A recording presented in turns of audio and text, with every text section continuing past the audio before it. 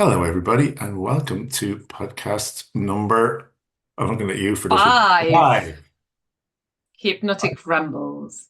Hypnotic rambles on root cause Or no root cause. or no root cause, or does it matter? Does it matter? Exactly. Again, a subject that is very thought-provoking, I think, Yeah. and everybody has different opinions. Hmm. And here is ours. Absolutely. And as everything on this, the disclaimer is this is just our opinion. Exactly. It's just an opinion. Everyone else will have a different one. Um, so, root cause. What does that mean to you?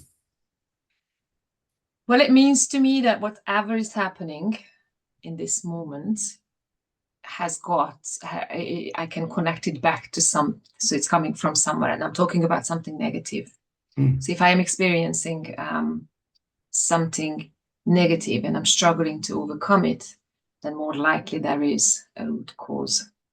So it is coming from somewhere, which means that something happened in the past and subconscious mind is now using that to protect me from future similar events. Hmm. But that's just, again, my opinion. Yeah, and I have it. Well, it's similar, but I probably describe it differently. Um, it's like the initial cause that sets us on a certain belief or habit or Mm, behavior, but it's foundation, and then there's all the other incidents that happen on top of mm, it. So the theory goes, at least as I learned it and understood it, that once you remove that bottom brick of the wall or take out the foundation, the whole thing then crumbles. Of course, part of the challenge then is that if there's been a lot of pain and anguish in that crumbling, that means that you get to revisit all of them. But you don't necessarily, they just fade away, yeah. or do they? Exactly. So the tree comes to my mind. You know that picture which shows Yes. Yeah, that's another way of even looking the roots of the tree. And yes, the question is, where is the root? I mean, where is the one root that we are looking for? But in my experience and opinion, it's not necessarily just one thing. If it's something major in our life, right, then there might be more things connected to it. So that's what you can see, in the roots. So there's one that you follow, and then there are other things Mm. bits can be connected to it. And it's not always the case, of course not. Yeah, and But of course, the those if I mean if you find the initial sensitizing event, which is root cause, but if you find that initial sensitizing event, then and remove that, then you are yeah, all the others all will. the others are going or fading Mm, away. mm. Um, and yeah, so it's where do we go from here? Because we've just solved the root cause. So, like so much of this in terms of emotions and like if you think about that a particular incident happened and then there were all of these traumatic incidents that are kind of built on top of it. If you like, they're filling up your pressure cooker.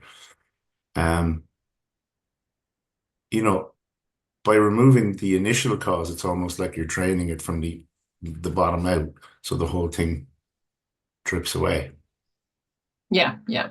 which Uh, means you mightn't have to go through each and every event because your mind will take you to whatever the most significant event is. And if that's not the first one, you'll go back to the one before that, to whatever feeling was not familiar at the time, because familiar means you've experienced it before.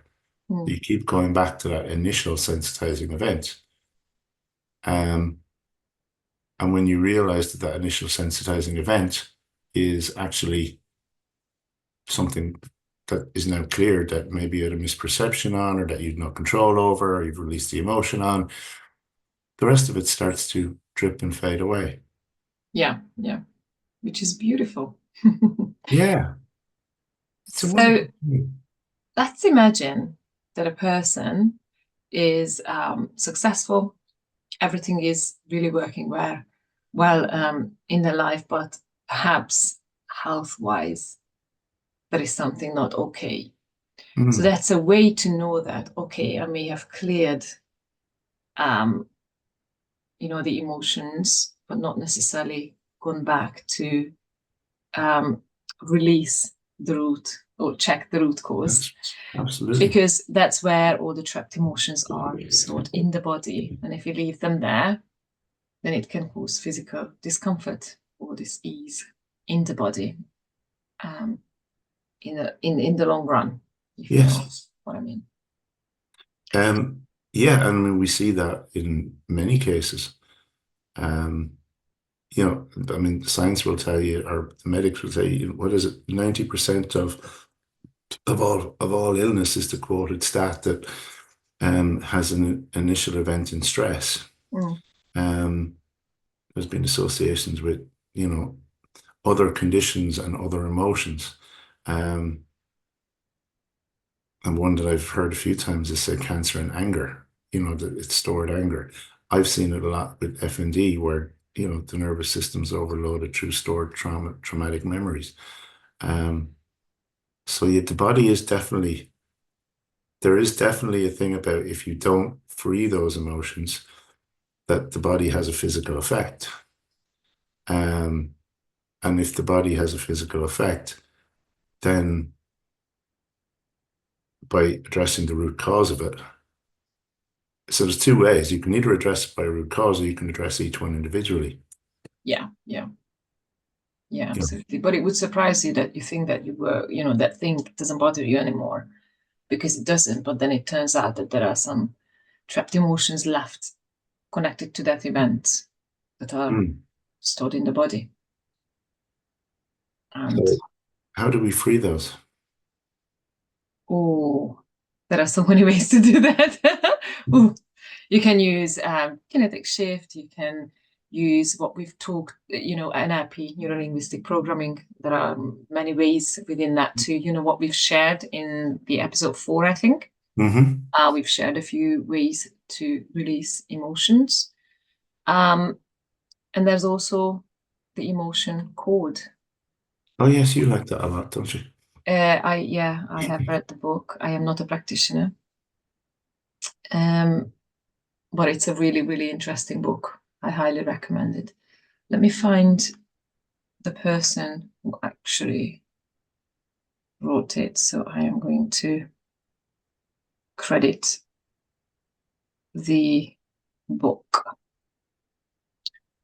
So it's called The Emotion Code by Dr.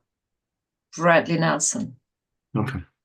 Yeah, you like And it. it really does explain what's happening to emotions, feelings, if we are not releasing them from the body so they can get trapped in there. It's a fascinating book. And it's a book to help people understand it as well as apply it. So if you're really interested in doing that, as in not Yeah, you, Jen, but the I've, audience. I've experienced it. Yeah.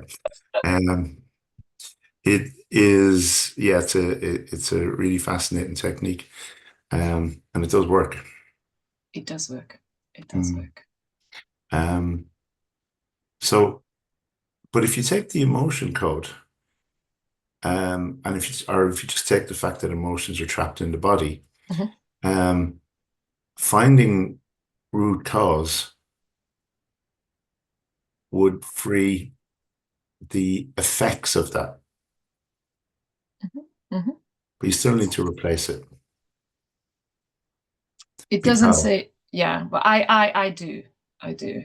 oh yeah, no, and we touched on this the last time, because if the cortisol, the adrenaline, all that kind of stuff is flowing through us from an overactive amygdala, Mm. then it's a very stressful state for our cells to be in because they're living in that environment. I like to think of it as a winter's rainy day. The cells just curl up Mm. So what you want, and that's where the stress is. That's where the body breaks down. The immune system, as I understand it, has to work hard just to negate the effects of stress. So therefore, the body starts to break down. Um, and the dis-ease, if you like, starts to come in and have an effect. Mm. So obviously, then what you want to do is change the environment in which the cells are operating. Now you've done that by kind of lowering down the amygdala and the cortisol and all that, but you still want to replace it with the positive, with the good, with the healthy, so that you create, those positive chemicals, Yeah. oxytocin, serotonin, that just begin to work through you and create that healthy environment for those cells. So it's not just about finding the cause and clearing the trauma, it's about replacing the energy. Yeah, yeah. And it's not just about clearing, releasing the emotions. I think it's a very important part is to understand it as an adult. Yes, Even if absolutely. something happened in adulthood later on, we are more wiser, we are more experienced, and then just to find the understanding and the learnings in that event. And I think So in essence, what are we saying that, you know, uh, um, being happy is good for your health? absolutely. Yes. There you go. So continue to watch Friends. This is not for the I people who prefer hate Big Bang Theory, but Friends. there you go. Yeah, it's yeah, and I mean, you know, I got that principle from epigenetics that's because I love that definition of our health, that genetics is not something that we don't have control over. Yes, we get those genes, but we decide whether we turn them on or not by the environment we create. And the environment we create is the chemicals that flow from us, which is the thoughts that create those chemicals in the first place, those feelings, those emotions that create them. So there is a huge benefit in addressing the emotional root, I think so too. Yeah. or if not the root, at least emptying that pressure cooker as much as possible, Yeah. reducing that amygdala down in size. So Yeah. changing the environment in which the cells actually live in. Yeah. And then we feel better as a consequence as well. Lighter as well. And then we can Yeah. see more clearer. Mm. I love the feeling of that. Yeah. When you just know that okay, it needs to come out now. And then you just let it all out. It's just so Yeah. You nice. mean that on it. So yeah, I mean, and I know in conversations people have about root cause is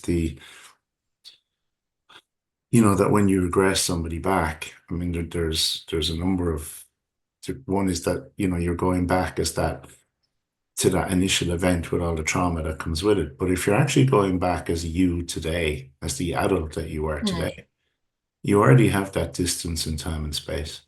You already have that awareness, as you said, that knowledge that goes, okay, that happened to me when I was X or Y. Um, but there is also, I suppose, the other side of it, which is that, can you actually verify that it happened? But does it really matter because it's about your emotion and your feeling and about releasing it? And the beliefs that we have, let's not forget that. Because when it comes to memory, I don't think any memory is fully it's not, we don't remember everything how it Yeah. actually happened. Every single time we access a memory, we change something on it. So I don't know if you've had a situation like this, but sometimes when two people meet 10 years, they haven't seen each other for 10 years, and then they start to bring up past memories, like remember this, remember that, remember when I said this, and then the other person, no, I said that.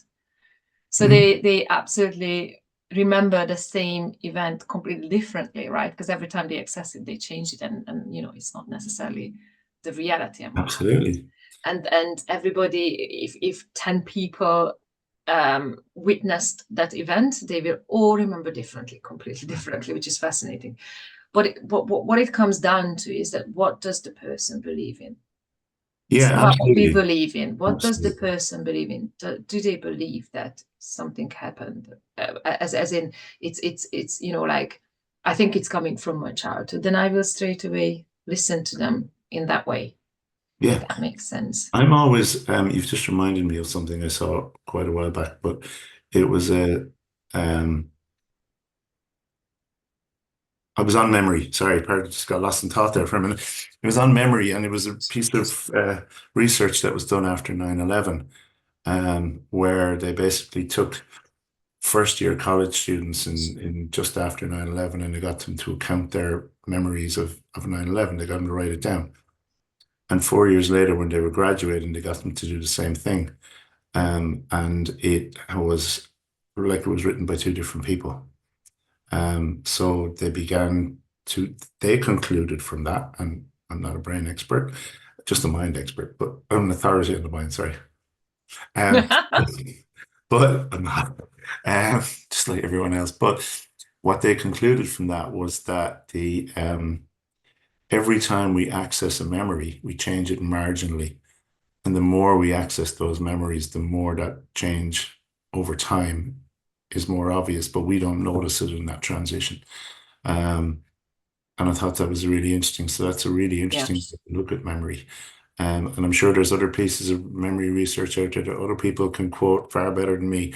But it's a really interesting way to look at it because ultimately, as you said, it really is just about that person being able to leave your office, your clinic, whatever it is, and go, "Ah, I feel different and I feel lighter and I feel free."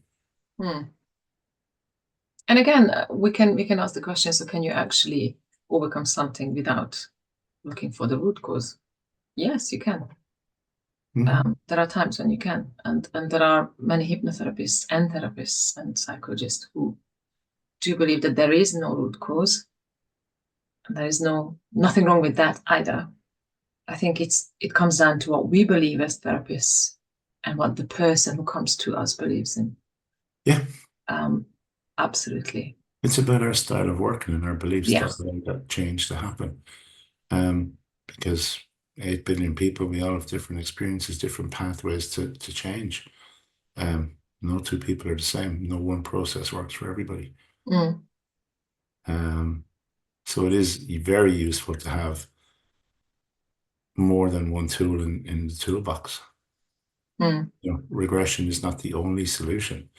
You can No, have, no, no, no. And it's not always necessary anyway. absolutely. It's But there are even if just you, times when.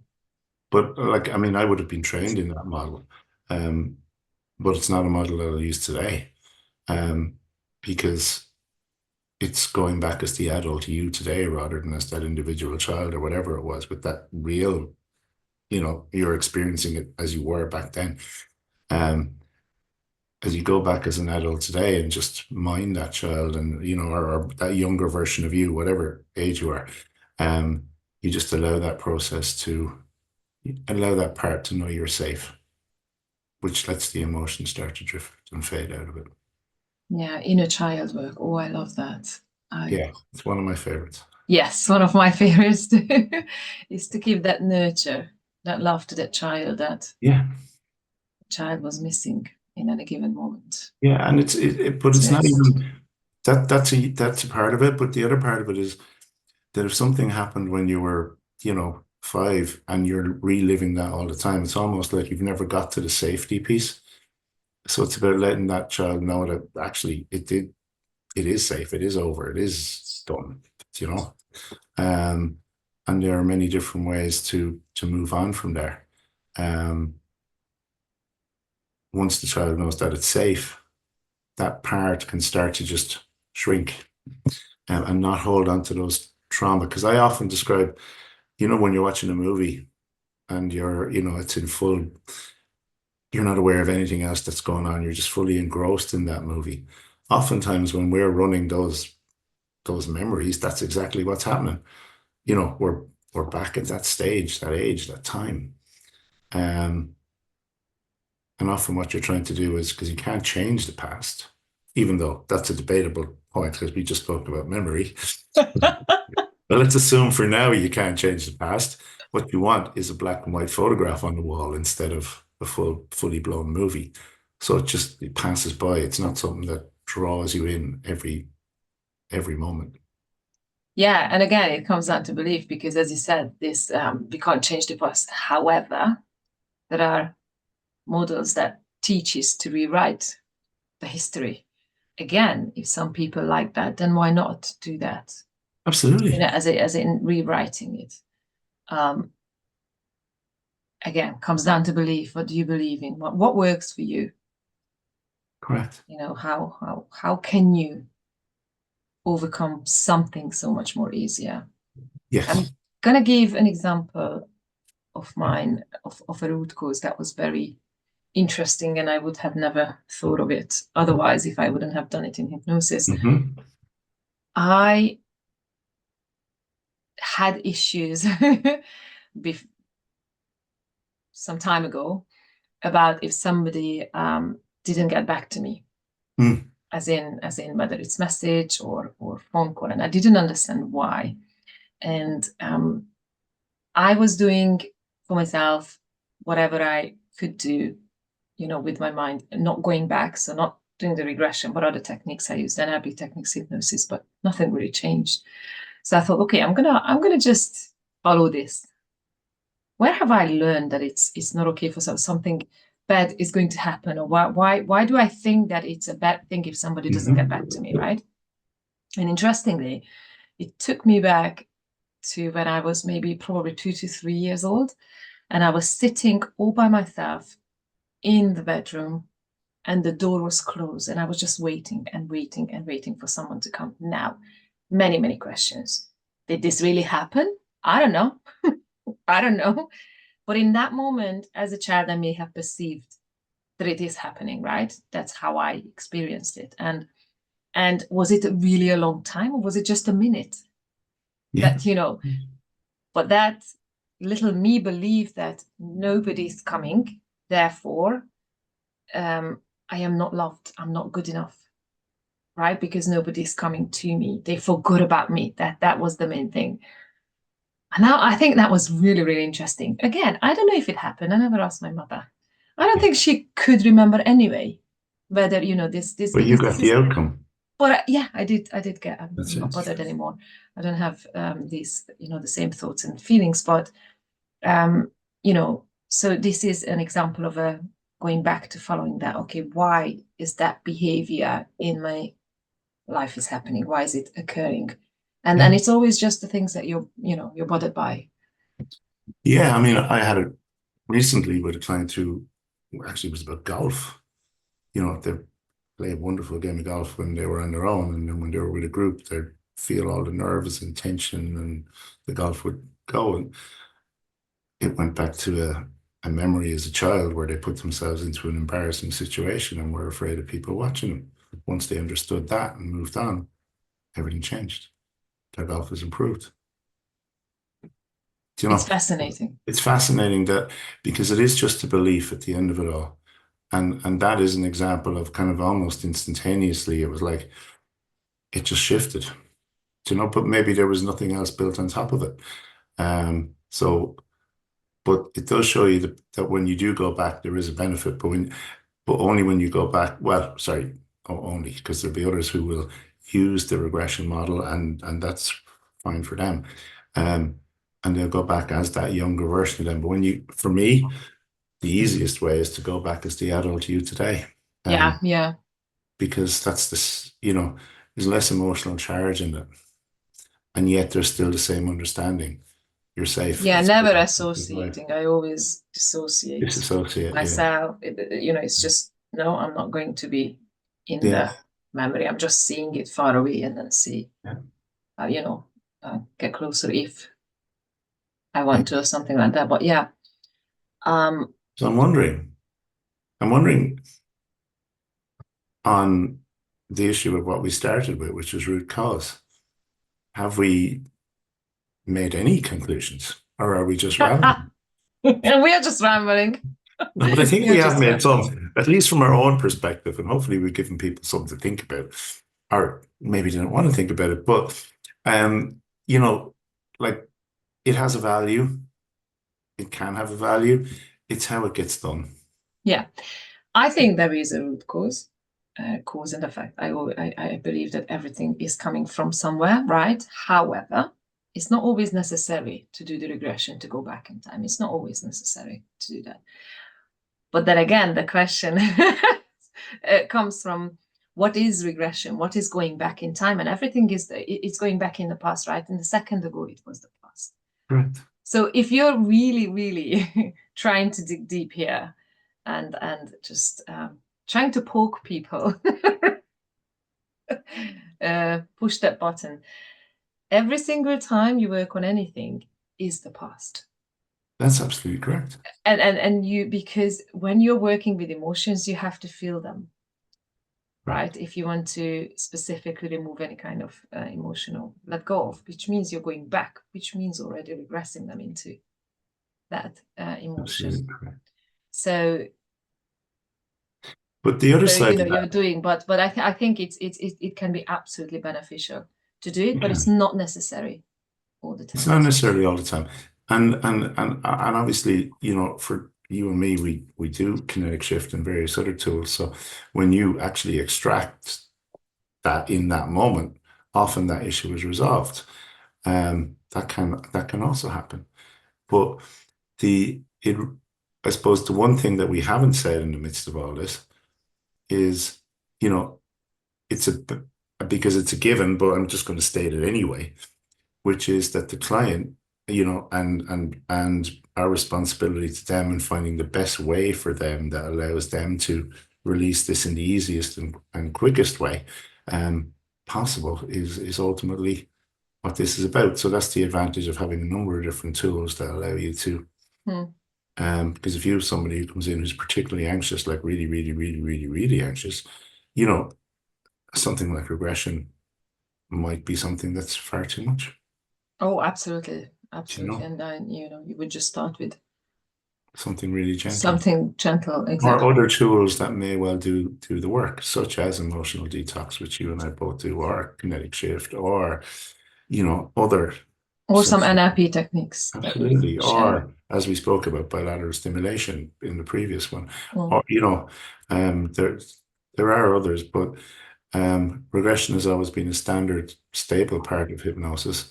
It definitely has a value. It's a time and a place, I think really is my conclusion from it. It literally is just a time and a place. And sometimes it's relevant, other times there are other ways to do it. Yeah, yeah, I agree. So I think that's my synopsis. That's what I'm taking from it. I don't know what anyone else is taking from it, but that's mine. So thank you for helping me work that part out in my head.